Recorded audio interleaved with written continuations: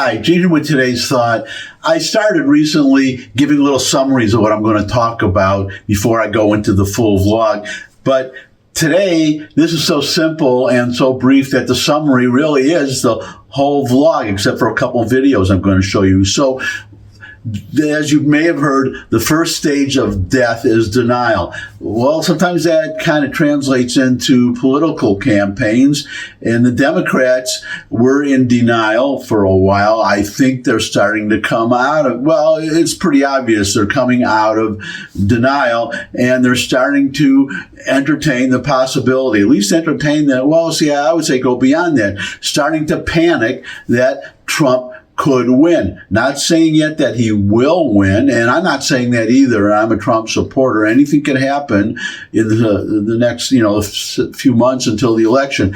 But you can see that there's starting to be some obvious panic here. Now, there's one video I could show you, I'm not going to, of President Biden practically at the White House Correspondents' Dinner, practically begging the press to, well, actually to be more biased than they already are and to help him get elected. But what I wanted to show you today, so that's a sign of panic, but I want to show you an two outright examples of panic that I'm seeing. Now, the first one, here it is, James Carville. Now, James Carville, if you don't know, he managed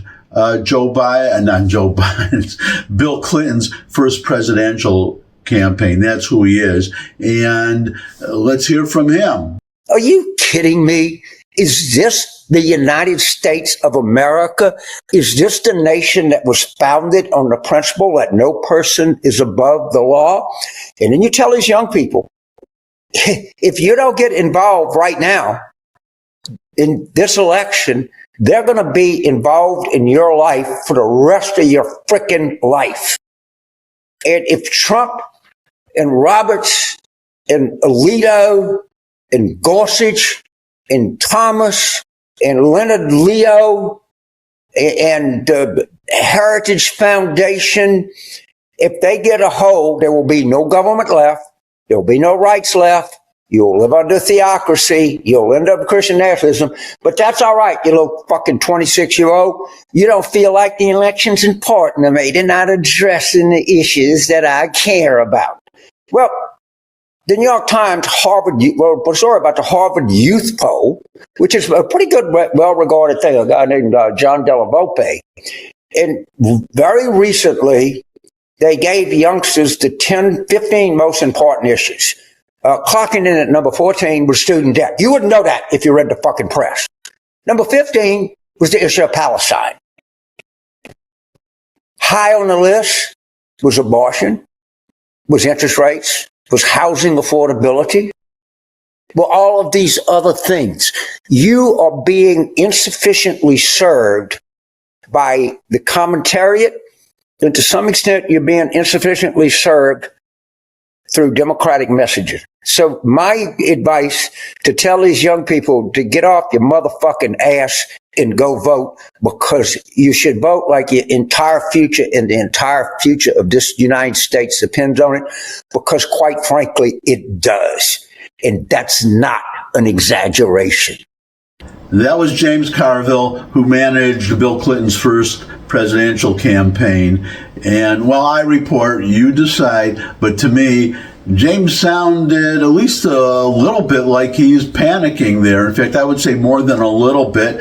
The only reason I don't say full panic, full flat out panic, is because of the next person you're going to hear, which I think is really, on a scale of 1 to 10, this has to be a 10. This is Nicole Wallace, who is a former White House communications director. I've seen that toast a bunch of times, but it landed very differently this year, because depending on what happens in November, 7 months from right now, this time next year, I might not be sitting here. There might not be a White House Correspondents' Dinner or a free press. While our democracy doesn't exactly fall apart immediately without it, the real threat looms larger. a candidate with outward disdain, not just for a free press, but for all of our freedoms and for the rule of law itself. Now, the people you just heard, those two people, they are not Joe and Jane Sixpack, just people on the street, man on the street interviews. Those are higher ups in the Democratic Party. And to me, you can disagree, but to me, they are really panicking. They are really worried about losing this election. It's just obvious to me. And I just have to add one other comment here. Nicole Wallace, what she said about there no longer being a free press or the press not having, being able to report on the Trump administration. I would ask her a simple question, which is, of the two presidents, Biden and Trump, to which of these two presidents has the press had more access? And the answer is obvious. The answer is obviously Trump. Trump held more press conferences, that's number one. But number two, Biden, he is hard when he's just walking down just walking to Marine One, for example, to go on his latest. He also has a record, by the way, I believe, for the most vacation time for being away from the White House.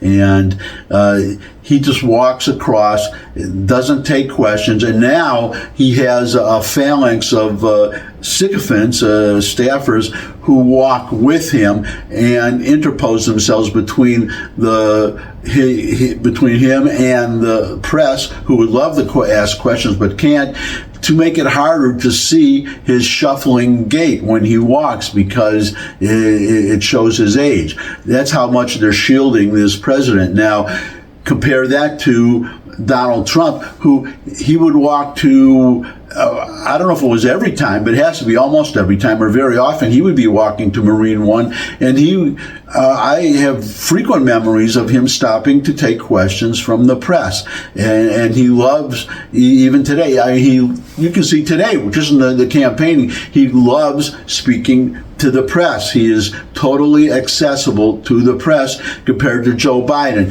But Trump is the one who, of whom the press should be afraid that they won't be able to, that we won't have a free press anymore.